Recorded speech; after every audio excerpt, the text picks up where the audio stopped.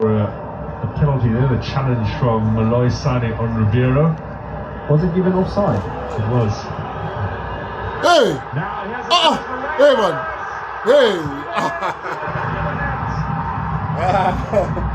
Too easy. Too easy. And Mamelodi Sundowns take very little time to open the lead here against Stellenbosch. Looking for a bit of revenge here this evening, looking to consolidate their position at the top of the table and looking to give their new coach a winning start in the Betway Premiership. Oh. Yo. He is the in-form player at this moment in time for Mamelodi Sundowns. He likes to run. In the last 6 games, He likes to run behind the defenders. Makes it look so easy, stay calm, composed. But just unfortunately just slips at the end.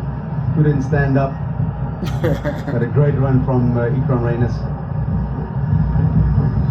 It's also the 5th league goal of the season.